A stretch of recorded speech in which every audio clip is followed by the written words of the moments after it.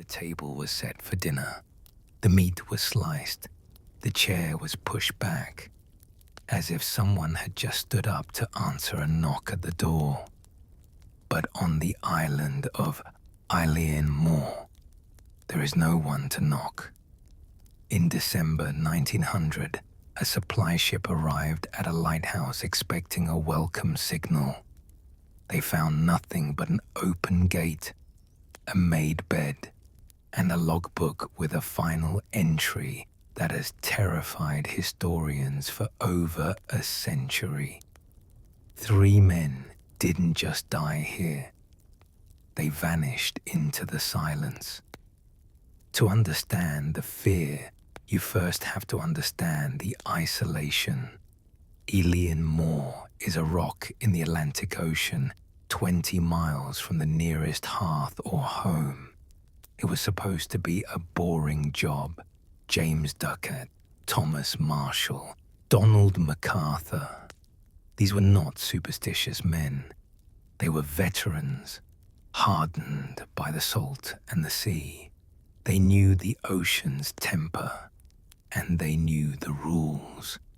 So when the relief ship Hesperus arrived on Boxing Day, the captain knew something was wrong before he even stepped ashore. The flag was missing from the pole. The provision boxes had not been restocked, and the lighthouse was dark. What happened in those final days on Moor? Why did 3 experienced men abandon their post without a word? And what did they see that made them leave the door wide open? This is the story of the silence, and it begins with a storm. The Atlantic Ocean is not a place for men. It is a place for water, for wind, and for things that live in the deep. On the western edge of Scotland, there is a chain of islands known as the Outer Hebrides. They are ancient, they are rugged, they are the last wall of stone standing against the fury of the open ocean. But if you go further, past the Isle of Lewis, past the last fishing boat, past the last bird, you will find the Flannan Isles. 7 small rocks jutting out of the grey water like the teeth of a drowned giant. For centuries, these islands were known as the 7 Hunters, and for centuries, no man lived there. Sheep herders from the mainland would sometimes row out in the summer to let their animals graze on the thick, green grass that grew on the cliffs, but they would never stay the night. They had rules about the Flannan Isles, old rules. When they stepped ashore, they would take off their hats. They would turn in a circle, acknowledging the 4 winds. And they would never, ever speak certain words while standing on the rock. They would not say the word church. They would not say the word minister. And they would never mention the names of their homes back on the mainland. To do so, they believed, was to invite the attention of the spirits that claimed the rock as their own. When the sun began to set, the shepherds would hurry back to their boats. They would row hard, their backs to the islands, refusing to look behind them until the water had put a safe distance between the living and the other. They said the air on Moor, the largest of the islands, was heavy. They said you could hear voices in the wind that did not sound like wind. They said the sheep would sometimes huddle together in fear, staring at empty patches of grass. It was a place that wanted to be left alone. But the 19th century was not a time for superstition. It was a time of industry, of iron, of light. The shipping routes across the Atlantic were becoming crowded. Great steel vessels carrying goods and people were crashing against the dark coasts of Scotland. The ocean was claiming too many lives, and so the Northern Lighthouse Board looked at the map. They looked at the empty, dangerous, dark spot where the Flannan Isles sat, and they decided to build a light. They did not care about the shepherd's stories. They did not care about the old rules. They saw a rock, and they saw a place to put a tower. In 1895, the construction began. It was an act of war against the ocean. Materials had to be hauled up sheer cliffs that rose 200 feet straight out of the churning water. There was no beach, no harbor, just a vertical wall of wet, slippery stone. Steam engines were bolted to the rock, cranes were erected. Dynamite was used to blast a flat foundation into the summit of Alien Moor. The workmen lived in temporary huts, battered by gales that could lift a grown man off his feet. They worked in rain that felt like hail. They worked in salt spray that rusted their tools overnight, and they felt it too. The workmen, hard men, engineers, builders, began to complain about the island. They spoke of a strange unease, a feeling of being watched. Tools would go missing and reappear in strange places. Ropes would fray for no reason.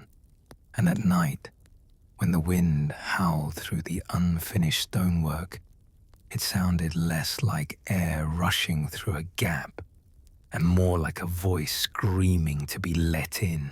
But the work continued. Stone by stone, the tower rose. 75 feet of white brick, a masterpiece of engineering. A staircase of 160 steps was carved into the cliff face to lead up from the landing. Iron railings were drilled into the rock. A railway track was laid to haul supplies. They built a fortress, a sanctuary. Inside, it was warm. It had oak paneling, brass fittings, a kitchen with a coal stove, 3 small bedrooms, cozy and dry. It was designed to be a home for 3 men, a place of safety in the middle of the wildest ocean on Earth. On December 7th, 1899, the lamp was installed, a massive lens floating on a bath of mercury. When it was lit, it sent a beam of light 24 miles out to sea. 2 flashes every 30 seconds. The 7 hunters had been tamed. The darkness had been conquered. The Northern Lighthouse Board congratulated themselves. They had brought civilization to the edge of the world. But looking back now, perhaps the light didn't just warn the ships away. Perhaps the light woke something up. For 1 year, the lighthouse operated perfectly.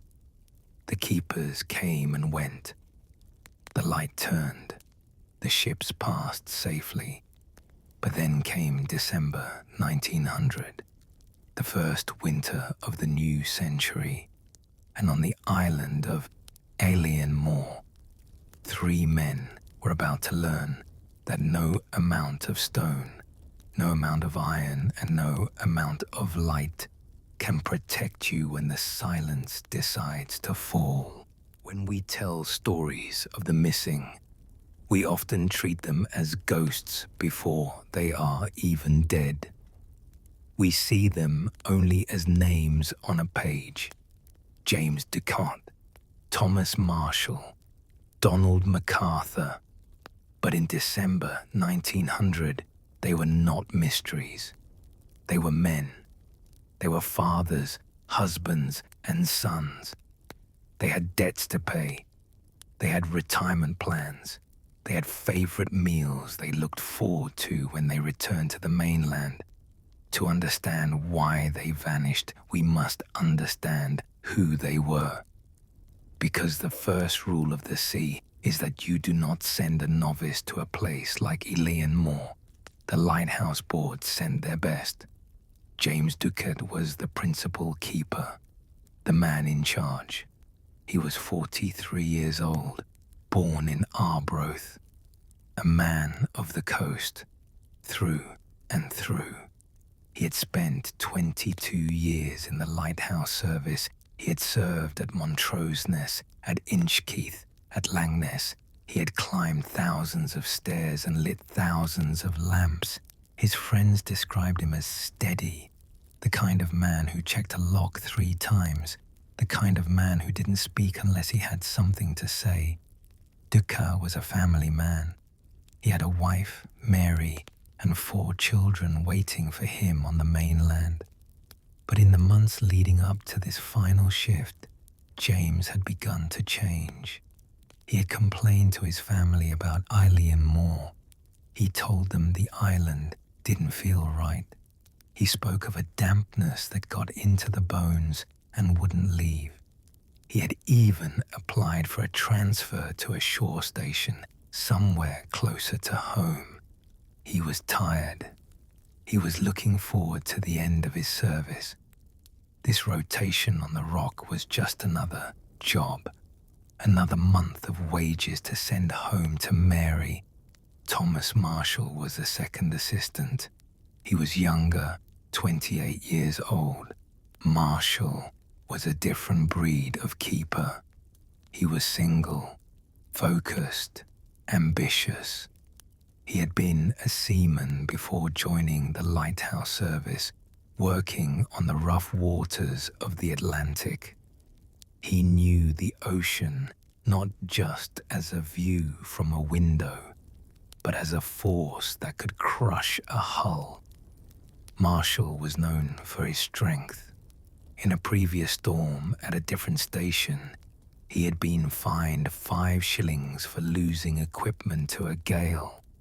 It was a small mark on his record, a mark he was determined not to repeat. He was a man who followed the rules, a man who respected the power of the weather. And yet, it was Marshall's handwriting that would later be found in the logbook. It was the steady, ambitious Thomas Marshall who would write the words that have confused historians for a century: storm, tears, prayer. And then there was Donald MacArthur, the occasional keeper. Donald wasn't even supposed to be there that month. The first assistant, a man named William Ross, had fallen ill. MacArthur was called in at the last minute as a replacement. He was 40 years old, a veteran soldier. He had served in the military. He had seen the world. He had seen conflict. In the small community of Bresclite, MacArthur had a reputation. He was a hard man, a man with a short temper, a man who didn't back down from a fight. He left behind a wife and 2 children when he stepped onto the boat that December.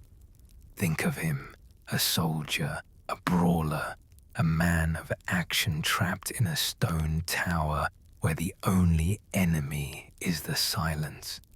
If we are to believe the final records, this hard man was the one who was crying in the corner of the kitchen. What could break a soldier? What could make a veteran weep in a warm room, safe behind 3 feet of granite? These were not men who believed in fairies or sea monsters. They were men of science, men of brass and oil. Their lives were governed by a strict routine, a routine that never changed. The life of a lighthouse keeper in 1900 was a life of military precision. The day began before dawn. The light had to be extinguished exactly at sunrise. The lens, a massive rotating glass structure weighing tons, had to be covered with a linen cloth to prevent the sun from cracking the prisms. The oil fountains had to be refilled. The wicks had to be trimmed to exactly the right height. The brass had to be polished until it mirrored the keeper's face. Every 4 hours they rotated watch. One man in the lantern room, one man sleeping, one man maintaining the station. They measured their lives in 4-hour shifts. They recorded everything: the wind direction, the barometer reading, the visibility. They were the eyes of the ocean.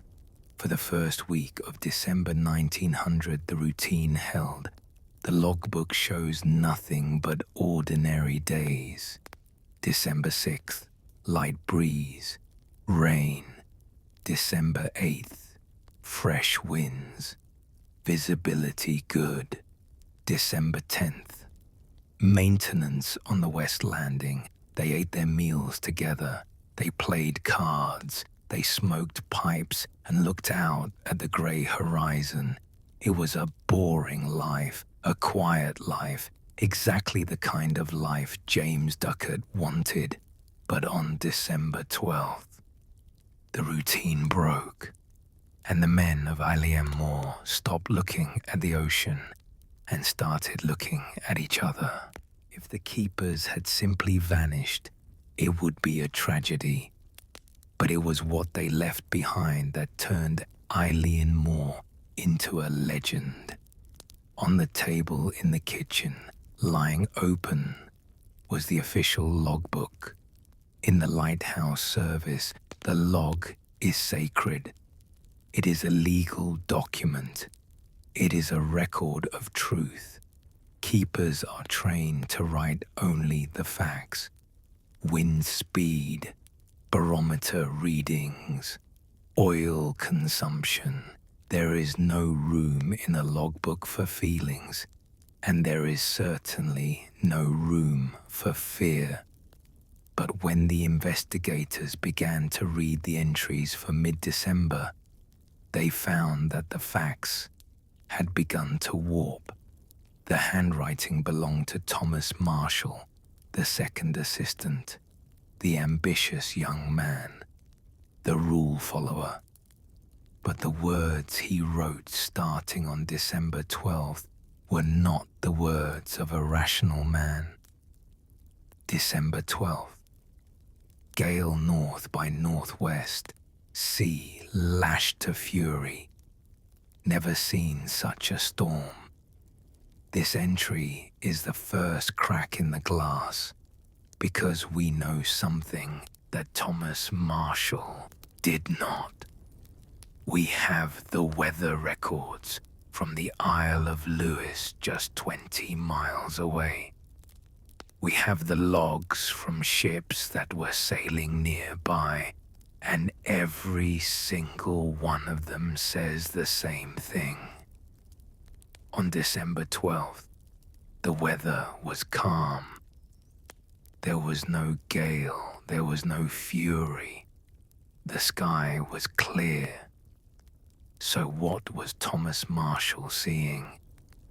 Was the storm only around the rock? A freak, localized hurricane that defied nature? Or was the storm inside his head? The entry continues, and it gets worse. Waves going high over the lantern tower. Everything ship-shape. James Ducat is very quiet. James Ducat is very quiet. Why write that? Why would a professional keeper record the mood of his superior officer in an official government log? Unless the silence was so heavy, so unnatural, that it felt like a weather condition itself.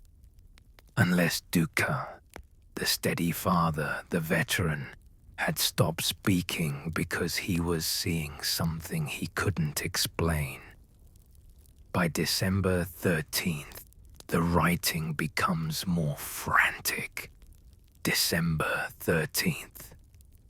Storm continued through night, wind shifting west by north, MacArthur crying, Donald MacArthur, the soldier, the brawler, the man who had survived wars, crying. We have to pause here. We have to imagine the sound of that room, the wind howling outside, or perhaps silence outside, and only the wind in their minds, and inside the sound of a grown man, a hardened veteran, weeping like a child.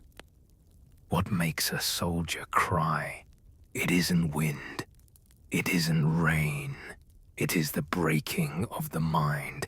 It is the realization that the walls are not keeping the danger out.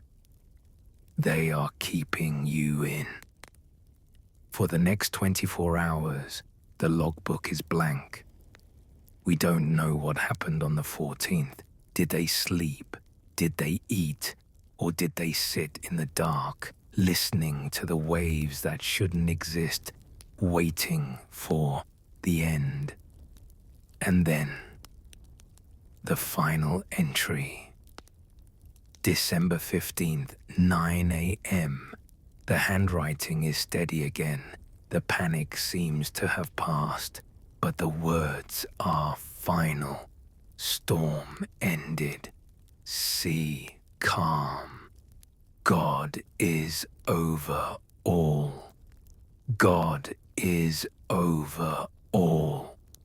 It sounds like a prayer, or perhaps a eulogy, because after that line, the pen was put down, the book was left alone, and the three men of Alien Moor walked out of the kitchen, out of the heavy oak door, and into the history books.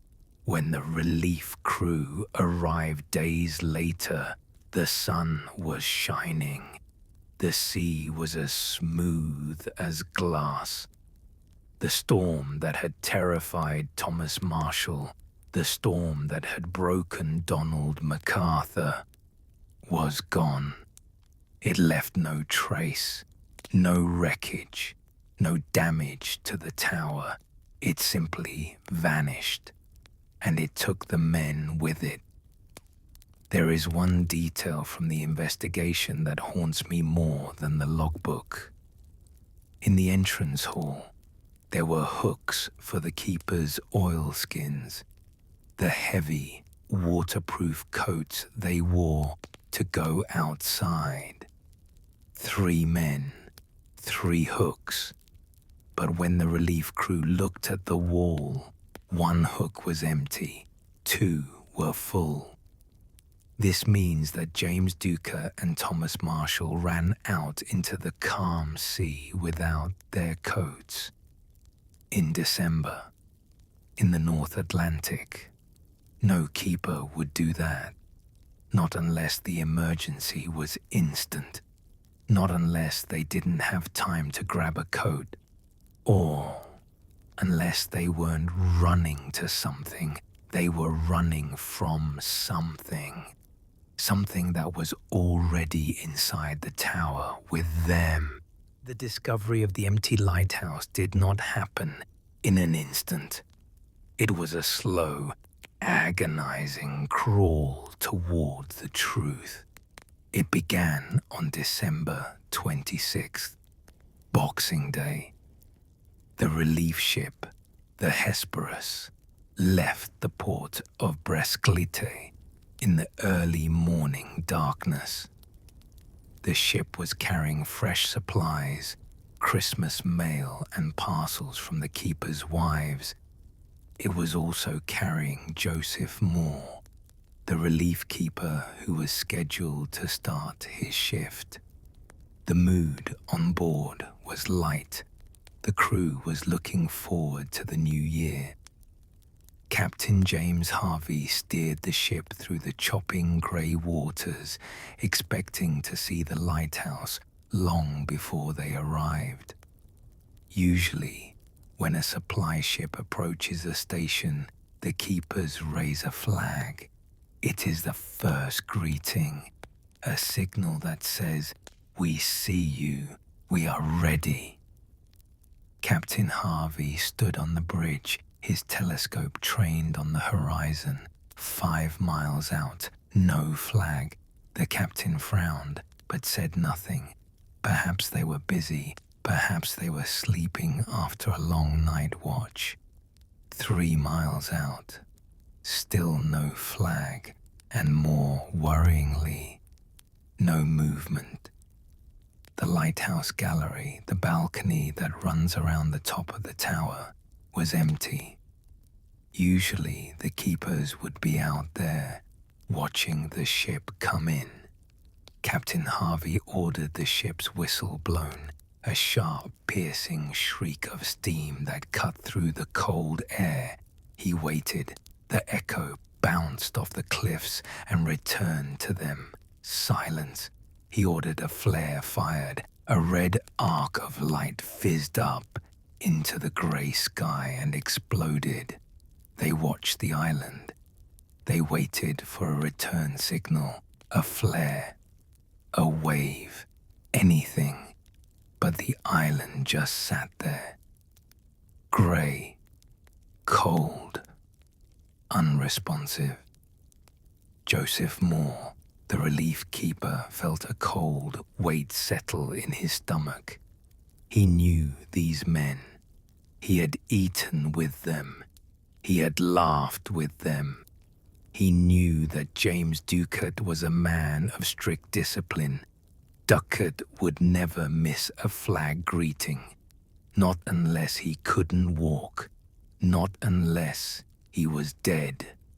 The Hesperus couldn't dock. The swell was too high, so they lowered a small rowboat into the water. Joseph Moore climbed in alone. He refused to let the others come with him at first. He wanted to see it for himself. As he rowed toward the landing steps, the silence of the island began to press down on him. The only sound was the slap of the oars against the water and the crying of the seabirds. The birds. That was the first thing he noticed. There were thousands of them, wheeling and screaming around the tower, as if they were disturbed, as if they were guarding something. Moore reached the landing. He tied up the boat and looked up at the 160 steps carved into the rock. They were slick with algae. He began to climb. "James," he shouted. "Thomas, Donald." His voice hit the stone walls and died. There was no answer. When he reached the top of the cliff, he ran to the entrance gate. It was closed. This was strange. If the men were working, the gate would be open. If they were gone, who closed it? He unlatched it and walked into the courtyard. Everything was clean. The brass on the door was polished. The windows were unbroken. It looked normal. And that was the most terrifying part. He pushed open the heavy oak door to the living quarters. "Boys," he called out, "are you in there?" The silence inside the tower was different from the silence outside. It was heavy, stale. The smell of cold ash and unlit tobacco hung in the air. He walked into the kitchen. The clock on the wall had stopped. The fire in the grate was dead. The ashes were cold, suggesting it had gone out days ago. But the table was set. Plates were laid out. A chair was pushed back. It looked as if they had been there only moments ago, as if they had simply evaporated between one heartbeat and the next. Moore checked the bedrooms. The beds were made. He checked the lantern room. The lamp was clean. The oil fountains were full. The lens was covered with its linen cloth. The work had been done. The duty had been fulfilled. But where were the men? Moore ran back down the stairs, his boots clattering on the iron.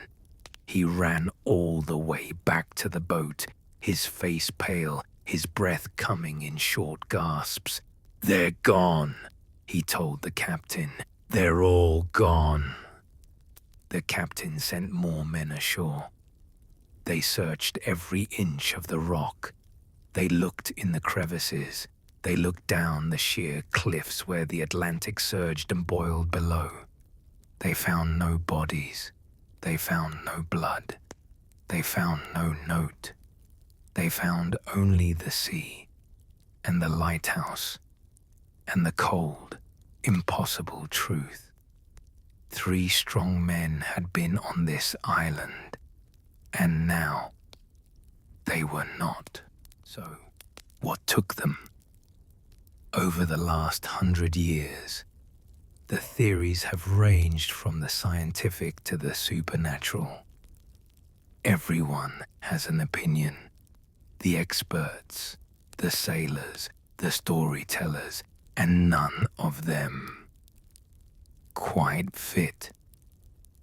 Every theory has a hole in it, a detail that doesn't make sense.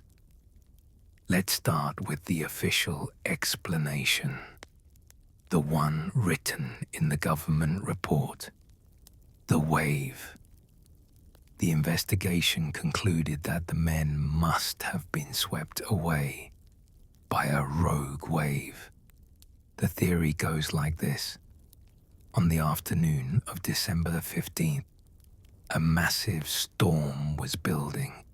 The winds were howling. 2 of the men, Ducat and Marshall, put on their oilskins and went down to the western landing to secure a crate of ropes that was in danger of being washed away. While they were down there, wrestling with the equipment on the slippery rocks, a massive wall of water rose up from the deep, a freak wave, 100 feet high. It crashed over the island, swallowing them whole. From the lighthouse, the 3rd man, Donald MacArthur, saw his friends disappear. In a panic, he rushed out to help them. He didn't stop to put on his coat. He didn't stop to think. He ran out into the storm. And the sea took him too. It is a logical explanation. It is clean. It fits the facts of the missing coat, but it ignores the logbook. If they were swept away on December 15th, why did the final entry in the log say, "Storm ended, sea calm, God is over all"? Why would they go down to the dangerous cliffs to secure ropes after the storm was over? And why was the gate closed? The rule stated that the gate to the landing must be closed after use. If MacArthur had run out in a blind panic to save his drowning friends, would he really have stopped to latch the gate behind him? It doesn't make sense. A man in a panic does not follow protocol. The second theory is madness, isolation sickness, cabin fever. This theory suggests that there was no storm outside. The storm was inside their minds. Perhaps the mercury used in the lamp mechanism had leaked. Mercury poisoning causes hallucinations, paranoia, and violent mood swings. The Mad Hatter disease. Perhaps the isolation finally broke them. Imagine the scene. Donald MacArthur, the man with the violent past, finally snaps. He starts seeing things, hearing voices in the wind. A fight breaks out in the small, cramped kitchen. A chair is overturned. A knife is grabbed. Perhaps MacArthur killed the other two in a fit of rage, threw their bodies into the sea, and then, realizing what he had done, threw himself in after them. It explains the crying in the logbook. It explains the strange mood of James Ducat. But it doesn't explain the missing coat. If they were fighting inside, why did two of them put on their heavy weather gear? You don't put on a raincoat to fight your friend in the kitchen. And then, there are the older theories. The theories that the locals whisper.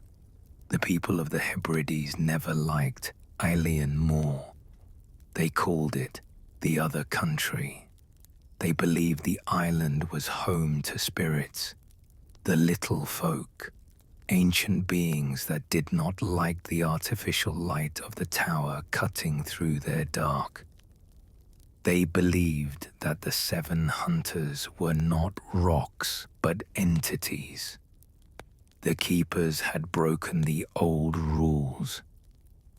They had built a tower where no tower should be.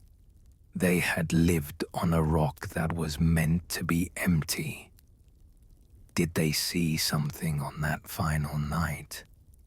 Did the storm that Thomas Marshall wrote about, the storm that no ship saw, the storm that didn't appear on any weather map, come from somewhere else?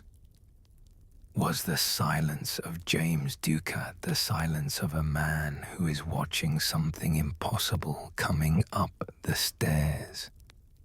We can look at the facts forever. We can look at the ropes found tangled on the rocks. We can look at the stopped clock. We can look at the empty hook. But in the end, we are left with the same thing the relief crew found on Boxing Day. Nothing.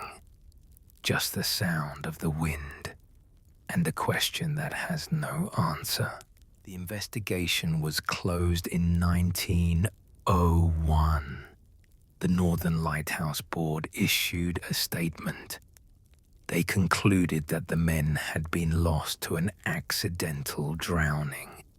They replaced the keepers, they cleaned the kitchen, they wound the clock, they relit the lamp, and the duty continued.